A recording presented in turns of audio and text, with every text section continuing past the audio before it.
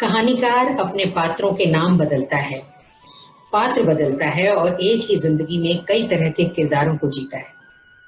मगर कुछ कथाकार ऐसे भी हुए जिन्हें लिखने के लिए अपना नाम, अपनी पहचान तक बदलनी पड़ी। पिता ने नाम दिया था धनपत राय, लिखने लगे नवाब राय के नाम से और बाद में हो गए प्रेमचंद।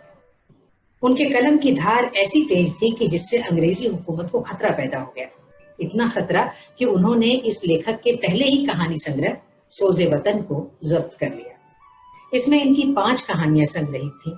इसे रखना और पढ़ना जुर्म करार दे दिया गया। हालत यह कि इस कलमकार को कलम हाथ में उठाने पर हाथ कलम कर देने की धमकियां भी मिलने लगी। नतीजा यह निकला कि नवाब राय की दबा दी गई आवाज प्रेमचंद के स्वर में गूंजने लगी।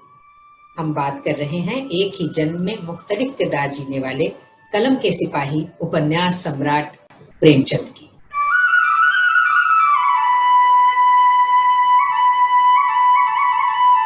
बनारस से 4 मील दूर है लम्ही, वह गांव जहां 31 जुलाई 1880 को प्रेमचंद का जन्म हुआ।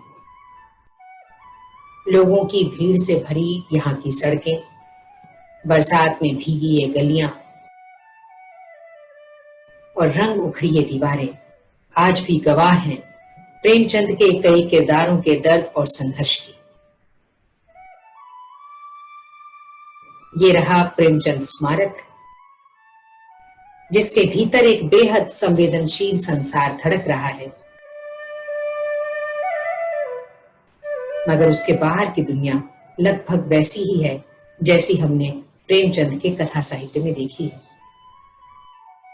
प्रभाव के दम पर जिस दलित स्वर को बार बार दबा देने की कोशिश की जाती रही, प्रेमचंद की कहानियां उन शोषितों की, वंचितों की आवाज बनकर आज भी गूंज रही है। बेहद अभाव में जीने वाले इस लेखक का नाम धनपत राय श्रीवास्तव था। जब वे 7 साल के थे तभी उनकी माता आनंदी देवी का देहांत हो गया। पिता मुंशी अजायब राय ने दूसरी शादी कर ली, मगर सौतेली मां से उन्हें वह अपनापन न मिल सका जो 7-8 साल के अबोध बालक को चाहिए होता है। अगले 8 साल बाद जब वे 16 वर्ष के थे तब पिता भी इस दुनिया से कूच कर गए, जिसके बाद प्रेमचंद के ऊपर दुखों और जिम्मेदारियों का पहाड़ टूट पड़ा। लेकिन प्रेमचंद ने हिम्मत नहीं हारी, वे अपने राह पर आगे बढ़ते चले गए। प्रेमचंद की पहली रचना उनका वह नाटक था जिसे उन्होंने अपने मुंह बोले मामा के उस प्रेम पर लिखा था, जिसके फलस्वरूप मामा जी की जमकर पिटाई हुई थी। इसका जिक्र उन्होंने अपनी पहली रचना के नाम से अपने एक लेख में किया है। मगर यह नाटक अप्रकाशित ही रह गया, क्योंकि यह नाटक जिसे लिखने के बाद शरारतन प्रेमचंद अपने उसी मामा के सिरहाने रखकर स्कूल चले गए थे, वह नाटक और मामा दोनों ही दोबारा नहीं मिले। उनका पहला उपलब्ध लेखन उर्दू उपन्यास असरारे माआबिद है, जो धारावाहिक रूप में प्रकाशित हुआ। इसका हिंदी रूपांतरण देवस्थान रहस्य नाम से हुआ। 1906 में उनका पहला कहानी संग्रह सोजे वतन प्रकाशित हुआ। देशभक्ति की भावना से ओत-प्रोत इस संग्रह को अंग्रेज सरकार ने प्रतिबंधित कर दिया और इसकी सभी प्रतियां जब्त कर दी। इसके बाद लेखक नवाब राय को भविष्य में न लिखने की चेतावनी भी दी। इस कारण उन्हें नाम बदलकर प्रेमचंद के नाम से लिखना पड़ा।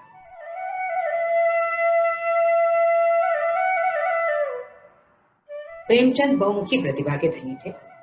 उन्होंने सेवा सदन, प्रेमाश्रम, रंगभूमि, निर्मला, कायाकल्प, गबन, कर्मभूमि, गोदान सहित कुल 15 उपन्यास लिखे। मंगलसूत्र इनका अंतिम अपूर्ण उपन्यास है, जिसे बाद में उनके पुत्र अमृत राय ने पूरा किया। उनकी पहली कहानी दुनिया का सबसे अनमोल रतन कानपुर से निकलने वाले जमाना पत्रिका में 1908 में प्रकाशित हुई। पंच परमेश्वर, गुल्ली डंडा, 2 बैलों की कथा, ईदगाह, बड़े भाई साहब, पूस की रात, कफन, ठाकुर का कुआं, नमक का दारोगा, बड़े घर की बेटी, सदगति, बूढ़ी काकी सहित 300 से कुछ अधिक कहानियां आपने लिखी और ये सभी कहानियां बेहद लोकप्रिय हुई। इन कहानियों में जमीनी सच्चाइयों की झांकी थी। बूढ़ी काकी का दर्द था, दलित श्रमिक हल्कू की पीड़ा थी, पंच परमेश्वर का आदर्श और मिस पद्मा की वैचारिक प्रगतिशीलता से समृद्ध कथानक थे। संग्राम, करबला और प्रेम की वेदी प्रेमचंद के नाटक हैं। प्रेमचंद जिन लेखकों से बहुत प्रभावित हुए, उन्होंने उनका अनुवाद भी किया। उन्होंने टॉल्स्टॉय की कहानियां और गाल्सवर्दी के तीनों नाटकों का अनुवाद किया। रतन नाथ सरशार के उर्दू उपन्यास फसाने आजाद का प्रेमचंद ने आजाद कथा नाम से हिंदी में अनुवाद किया, जो काफी लोकप्रिय हुआ। इस तरह कुल 10 अनुवाद, 7 बाल पुस्तकें तथा हजारों पृष्ठ के लेख, संपादकीय, भाषण, भूमिका, पत्र आदि भी उनकी रचनात्मक दुनिया का हिस्सा थे। हालांकि उपन्यास और कहानियों से मिले यश और प्रतिष्ठा की बात ही निराली थी। प्रेमचंद ने हिंदी कहानी और उपन्यास की एक ऐसी परंपरा का विकास किया जिसने पूरी सदी के साहित्य का मार्गदर्शन किया।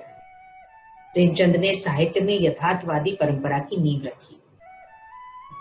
उनका लेखन हिंदी साहित्य की एक ऐसी विरासत है जिसके बिना हिंदी साहित्य के विकास का अध्ययन अधूरा होगा। उपन्यास के क्षेत्र में उनके योगदान को देखकर बंगाल के विख्यात उपन्यासकार शरद चंद्र चट्टोपाध्याय ने उन्हें उपन्यास सम्राट कहकर संबोधित किया था। 1906 से 1936 के बीच लिखा गया प्रेमचंद का साहित्य इन 30 वर्षों का सामाजिक सांस्कृतिक दस्तावेज है, जिसमें उस समय के समाज सुधार आंदोलनों, स्वाधीनता संग्राम और प्रगतिवादी आंदोलनों के सामाजिक प्रभावों का स्पष्ट चित्रण है। उनमें दहेज प्रथा, बेमेल विवाह, पराधीनता, लगान, छुआछूत, जाति भेद, विधवा विवाह के साथ साथ आधुनिकता बोध, स्त्री पुरुष समानता, प्रवासी होते जा रहे मजदूरों के साथ साथ उस दौर की लगभग सभी प्रमुख समस्याओं का चित्रण मिलता है। आदर्शोन्मुख यथार्थवाद उनकी साहित्य की मुख्य विशेषता है। यही कारण है कि हिंदी साहित्य में 1918 से 1936 तक के समय को प्रेमचंद युग कहा गया है। 31 जुलाई 1980 को भारतीय डाक तार विभाग ने प्रेमचंद की स्मृति में 30 पैसे का एक डाक टिकट भी जारी किया। जिंदगी हर मोड़ पर उनके लिए संघर्ष का चेहरा लिए खड़ी थी, मगर उन्होंने कभी भी परिस्थितियों के आगे घुटने नहीं टेके और उनसे लोहा लेते रहे। हाँ, पिता की मृत्यु के बाद वे धीरे धीरे एकांत पसंद होते चले गए। आसपास आकार ले रही घटनाओं को वे बेहद निष्क्रिय भाव से देखते और उनका आकलन करते। बात बात पर धर्म की दुहाई देते पंडित पुरोहितों का कर्मकांड उन्हें पाखंड से अधिक कुछ भी न लगा। 1936 में लिखे गए उपन्यास गोदान में गांव से शहर तक, गरीब से अमीर तक और झोंपड़ी से लेकर महलों तक की व्यथा कथा है। गाय पालने की लालसा रखने वाले होरी को जीते जी भले या सुख न मिला, मगर मृत्यु शैया पर अचेत पड़े होरी के लिए जब पंडित जी गोदान कराने का प्रस्ताव रखते हैं, तब धनिया अपने आंचल में बंधी गांठ खोलकर पैसे निकाल कर रख देती है। अब महाराज, हमारे घर में न तो गैया है, न बछिया, न पैसा, बस यहाँ 20 आने की रोजगारी है। हमारी जमा पूंजी सही है, ये इनका गोदान है। गोदाई अश्वदाई धनधान्यम मनुष्य पुण्यार्थे गोदानम। प्रेम आश्रम और कर्म भूमि जैसे इससे पूर्व के अपने उपन्यासों में अंत तक आते आते प्रेमचंद आदर्शवाद का दामन थाम लेते हैं, मगर गोदान की अनगिनती तक लेखक का आदर्शवाद के प्रति मोह पूरी तरह भंग हो जाता है और वे यथार्थवाद की ओर रुख कर लेते हैं। प्रेमचंद ने साहित्य की यथार्थवादी परंपरा की नींव रखी। उनके नायक हीरो जैसे नहीं बल्कि होरी जैसे होते थे। गुण दोष सहित एक आम इंसान, एक बेहद साधारण किसान को उपन्यास का नायक बनाना उपन्यास की परंपरा को बदल देने जैसा था। जहां सामंतवादी और पूंजीवादी परंपराओं के चक्रव्यूह में फंसकर कथानक होरी की मृत्यु ने पाठकों को झकझोर कर रख दिया। इसी तरह कफन कहानी की बुधिया को जीते जी चाहे तन ढकने को कपड़े नसीब न हुए हों, मगर मौत पर नया कफन पहनाया जाता है। तब प्रेमचंद की कलम ऐसे विरोधाभासी परंपराओं की जमकर खिल्ली उड़ाती है। बाजार में पहुंचकर घीसू बोला, लकड़ी तो जलाने भर को मिल गई है, क्यों माधव? हाँ, लकड़ी तो बहुत है, अब कफन चाहिए। तो चलो कोई हल्का सा कफन ले लें। और क्या, लाश उठाते उठाते रात हो जाएगी, रात को कफन कौन देखता है?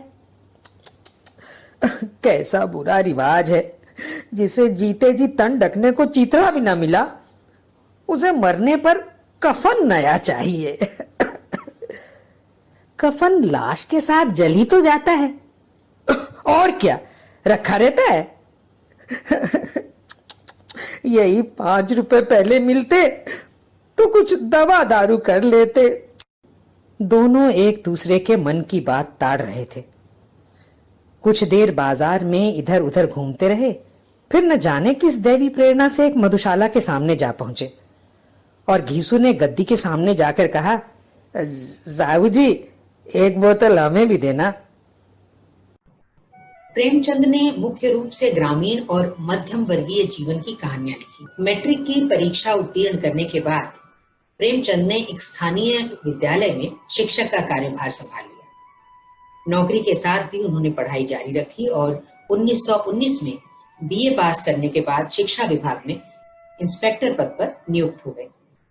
मगर 2 वर्ष बाद ही 1921 में असहयोग आंदोलन के दौरान जब महात्मा गांधी ने सरकारी नौकरी छोड़ने का आह्वान किया, तब उन्होंने 23 जून को स्कूल इंस्पेक्टर पद से त्यागपत्र दे दिया।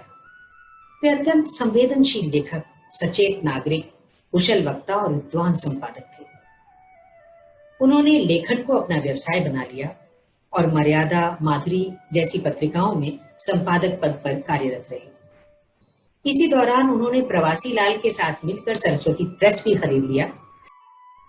यही एक सवाल यह भी कि प्रेमचंद के नाम के साथ मुंशी उपसर्ग कब और कैसे लग गया, यह बड़ा दिलचस्प वाकया है। बात 1930 की है। हुआ यूं कि गुजरात के मशहूर विद्वान और राजनेता कन्हैयालाल माणिकलाल मुंशी ने महात्मा गांधी की प्रेरणा से प्रेमचंद के साथ मिलकर हिंदी में एक पत्रिका निकालनी शुरू की, जिसका नाम रखा गया हंस। पत्रिका का संपादन के.एम. मुंशी और प्रेमचंद मिलकर किया करते थे। के.एम. मुंशी जी की वरिष्ठता के नाते यह तय किया गया कि हंस के कवर पृष्ठ पर संपादक के रूप में उनका नाम प्रेमचंद से पहले लिखा जाएगा। इस तरह हंस के मुख्य पृष्ठ पर संपादक के तौर पर मुंशी प्रेमचंद का नाम जाने लगा। मुंशी जी और प्रेमचंद के संपादन में निकल रही इस पत्रिका ने 2 वर्षों में ही तहलका मचा दिया और अंग्रेजी सरकार तिलमिला गई। उसने प्रेस को जब्त करने का फरमान सुना दिया। पत्रिका जरूर कुछ समय के लिए बीच में ही बंद करनी पड़ी, मगर प्रेमचंद के नाम के साथ मुंशी ऐसे चस्पा हो गया जैसे वह एक ही शख्सियत का नाम हो। लोग यह मान बैठे कि प्रेमचंद का ही नाम मुंशी प्रेमचंद है और पाठक अपने प्रिय लेखक को मुंशी प्रेमचंद कहने लगे।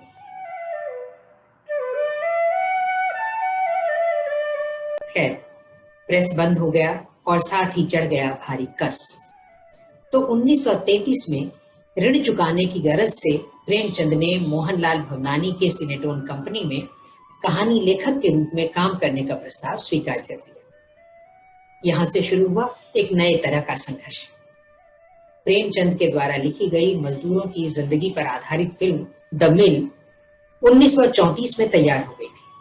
प्रेमचंद को इस फिल्म से बहुत उम्मीदें थी, मगर यह फिल्म सेंसर बोर्ड से पास नहीं हो पाई। इसे और भी कई नामों से दोबारा तिबारा बोर्ड के सामने रखा गया, मगर सेंसर बोर्ड का मानना था इस फिल्म के रिलीज होने पर मजदूर भड़क सकते हैं और हो सकता है कि वे हड़ताल करें, विरोध प्रदर्शन करें और अपने मालिकों के खिलाफ हो जाएं। आखिर यह फिल्म मुंबई में न रिलीज होकर लाहौर में रिलीज हुई।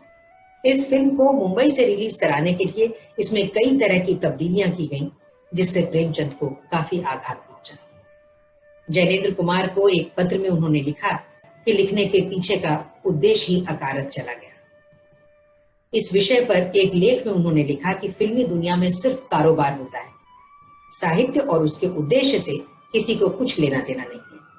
बाज़ार हुस्न नाम से उर्दू में प्रकाशित उपन्यास 1918 में सेवा सदन नाम से हिंदी में प्रकाशित हुआ, जो स्वयं प्रेमचंद का सर्वाधिक प्रिय उपन्यास है। 1964 में माधुरी में प्रकाशित उनके पत्र के हवाले से इस उपन्यास को लेकर उनकी अपेक्षा को जाना जा सकता है, जिसमें उन्होंने जैनेन्द्र कुमार को लिखा है कि यदि मेरे इस उपन्यास से समाज का कुछ भी भला हो सका तो मैं अपने आप को कृतार्थ मानूंगा। इस पर बनी फिल्म तो सफल रही, मगर प्रेमचंद इससे संतुष्ट नहीं थे। उनका मानना था कि मूल कहानी परोक्ष में चली गई, जबकि वैश्यावृत्ति और संगीत प्रमुख हो गया था। आखिर यथार्थवाद के समर्थक लेखक को ख्वाब ख्याली रुपहले पर्दे की दुनिया कहाँ रास आती। वे अपना अनुबंध भी पूरा नहीं कर सके और 2 महीने का वेतन भी वहीं छोड़कर बनारस लौट आए। प्रेमचंद जितने पारंपरिक थे उतने ही आधुनिक भी थे। उस जमाने में जब गौना बगैर पति पत्नी आपस में मिल भी नहीं सकते थे, तब लिव इन रिलेशन में रहने वाली मिस पद्मा जैसी किरदार को रचना और ऐसे कथानक पर लिखने का विचार भी कितना क्रांतिकारी रहा होगा, इसे समझा जा सकता है। ये बात और है कि कहानी का अंत लिव इन रिलेशन का खंडन करते हुए परंपरावादी सोच की ही पैरवी करता है, मगर कहानी में स्त्री स्वतंत्रता, आत्मनिर्भरता और जिंदगी को अपनी तरह से और अपनी शर्तों पर जीने जैसे कई मुद्दे उठाए गए हैं, जिन पर उस समय और समाज में लिखना बेशक अपने आप में एक बड़ी चुनौती रही होगी। यथार्थवाद के पक्षधर प्रेमचंद ने लेखन में ही नहीं, वास्तविक जीवन में भी आधुनिकता का प्रमाण दिया। पहली पत्नी से उनके संबंध मधुर नहीं थे। शिवरानी देवी के साथ उनका वैचारिक सामंजस्य ठीक बैठता था। वे उनके जीवन में सही मायनों में सहयात्री बनकर आई। यही कारण था कि शिवरानी देवी के बाल विधवा होने के बावजूद प्रेमचंद पीछे नहीं हटे और उनसे दूसरा विवाह किया।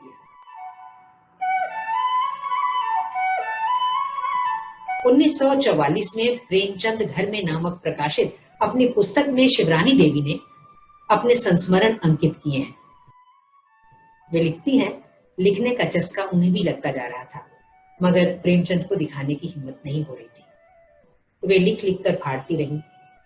जब साहस नाम से उनकी पहली कहानी चांद में प्रकाशित हुई, तब प्रेमचंद ने हंसकर कहा था, अब आप भी कहानी लेखिका बन गई। उन्होंने बताया कि ऑफिस में लोग पढ़ पढ़कर खूब हंस रहे थे। कईयों ने प्रेमचंद पर संदेह किया कि उन्होंने शिवरानी देवी के नाम से कहानी ना लिखी हो। शिवरानी देवी लिखती हैं कि तब से वे खास सचेत हो गई कि उनकी कहानियों में प्रेमचंद का अनुकरण न दिखाई देता हो। इस पुस्तक के जरिए दोनों के बीच जीवन के तालमेल को बखूबी समझा जा सकता है। शिवरानी देवी ने उनके साथ बिताए जीवन के उन सुनहरे पलों को जिस सहज संवेदना के साथ लिखा है, उसे शायद ही अन्य कोई साहित्यकार लिख पाता। जीवन के अंतिम क्षणों में प्रेमचंद ने साहित्य रचना का साथ नहीं छोड़ा और पत्नी के प्रति उनका लगाव और भी बढ़ गया। शिवरानी देवी के संस्मरणों में 25 जून 1936 की हृदय विदारक डायरी है, जिसमें वे लिखती हैं, खून की कै हो रही है, रात भर नींद नहीं आ रही, फिर भी रोशनी करके मंगलसूत्र के पृष्ठ पर पृष्ठ लिखे जा रहे हैं। भय के मारे शिवरानी देवी उन्हें रोकती हैं तो कभी कभी रुक जाते हैं, मगर कई बार नहीं भी रुकते।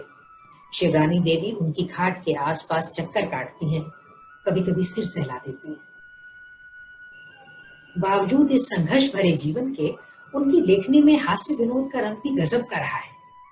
बड़े भाई साहब की तीखी व्यंग्यात्मक धार और मार्मिक अंत। ये भाई साहब मुझसे 5 साल बड़े थे, लेकिन सिर्फ 3 दर्जे आगे। उन्होंने भी उसी उम्र में पढ़ना शुरू किया जब मैंने शुरू किया, लेकिन तालीम जैसे महत्व के मामले में वो जल्दबाजी से काम लेना पसंद नहीं करते थे।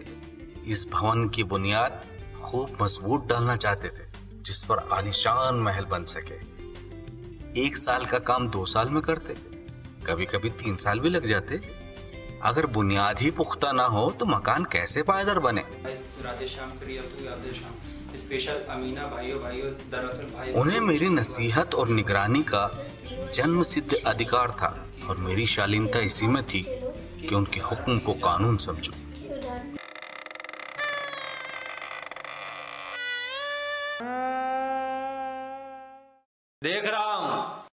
इस साल पास हो गए और दर्जे में अव्वल आ गए तो तुम्हारा दिमाग चढ़ गया है। मगर भाईजान, घमंड तो बड़े बड़ों का नहीं रहा, तुम्हारी क्या हस्ती है? हो किस ख्याल में? दर्जनों विलियम, कोड़ियों चार्ल्स और ज्योमेट्री तो बस खुदा की पनाह। आ जा की जगह आ जावा लिख दिया और सारे नंबर कट गए। कोई इन निर्दयी लोगों से ये नहीं पूछता कि आखिर आज बा जा और आ जावा में क्या फर्क है, और व्यर्थ बातों के लिए छात्रों का खून करते हैं। दाल भात रोटी खाई या भात दाल रोटी, इसमें क्या रखा है? मगर इन परीक्षकों को क्या परवाह, वो तो वही देखते हैं जो पुस्तक में लिखा है।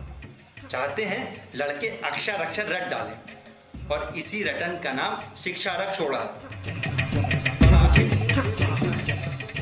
इसी प्रकार विनोद कहानी में कॉलेज के जमाने का हास्य विनोद भी खूब है।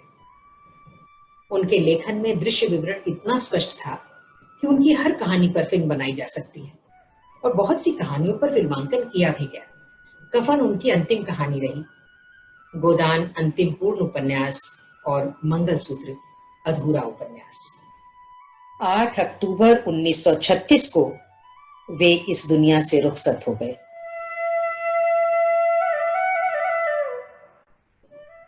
उन्नीस में लम्ही में प्रेमचंद स्मारक की स्थापना हुई। स्वतंत्र भारत के पहले राष्ट्रपति डॉक्टर राजेंद्र प्रसाद जी ने इसका शिलान्यास किया था। इसके साथ ही एक पुस्तकालय भी है जिसमें प्रेमचंद का दुर्लभ साहित्य उपलब्ध है।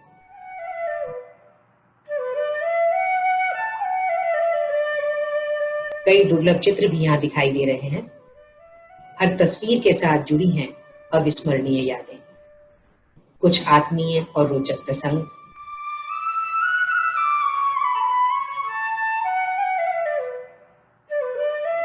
ये है ईदगाह के हामिद का चिमटा और ये गुल्ली डंडा कहानी को परिलक्षित कर रहा है। जिंदगी के अभाव को प्रेमचंद ने बहुत करीब से देखा और समझा। उनकी कलम हामिद के चिमटे की तरह कभी बंदूक बनकर सियासत के खिलाफ बरसी तो कभी गोदान के होरी की अतृप्त इच्छाओं के साथ खामोश वार कर गई। उनके रचे किरदार हामिद से जो भी एक बार मिला वह उसका कायल हो गया। चिमटा वाला, टोपी वाला। ये कितने का है? ये टोपी नहीं, तुम्हारे हाथ में। ये घड़ी नहीं नहीं, ये चिमटा। चिमटा बिकाऊ है? हाँ बिकाऊ है, 2 आने में। ठीक ठीक बोलो भैया। तुमको 6 पैसे में ही दे देंगे मियाँ। 1 आने में देना हो तो दो, नहीं तो रहने दो। क्या करेगा चिमटा लेके हामिद तू? तेरे मिट्टी के खिलौने से तो तगड़ा है। ये गिरे, टूट जाए, पानी पड़े, गल जाए, ये ना टूटे ना गले। ऐसे इससे मस्करी कर रहा होगा। 2 आने की चीजें 1 आने में थोड़ी देगा। ये छोटे मियाँ निकालो 1 आना। ये लो चिमटा, निकालो 1 आना।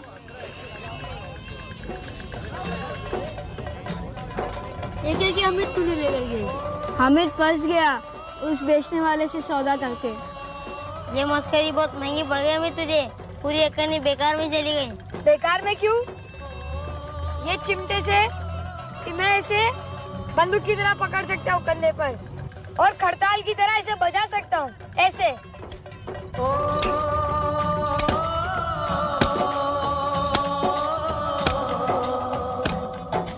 हामिद का चिमटा हर अभाव का भाव बनकर उभरा और पाठकों के हृदय में समा गया। इतनी कम उम्र में जिंदगी की हकीकत को इतनी संजीदगी से समझने वाला यह हामिद आखिर था कौन? अभावों के बीच जिंदगी का सबक पढ़ना, संघर्ष में भी खुश रहना, क्या यह खुद प्रेमचंद के निजी एहसास नहीं थे? ध्यान से देखें तो क्या हामिद की शक्ल में प्रेमचंद की झलक नहीं दिखाई पड़ती, जिसका बाल मन माँ की ममता के लिए तरस कर रह गया और जिसके लिए उस ममता से बढ़कर और कुछ भी अधिक कीमती नहीं था। प्रेमचंद की जीवन यात्रा उनके साहित्य यात्रा से हार गई और उसने घुटने टेक दिए। मगर लगभग 150 साल बाद भी कलम के सिपाही प्रेमचंद को साहित्य जगत में उसी ललक के साथ पढ़ा जाता है। उसकी चर्चा का क्रम आज भी जारी है। यह जानना जरूरी है क्या समाज आज भी उसी मुहाने पर खड़ा है जहां से खड़े होकर प्रेमचंद ने देखा था? इसमें दो राय नहीं कि इस लेखक को आज नए सिरे से पढ़ने और व्याख्यायित करने की जरूरत है।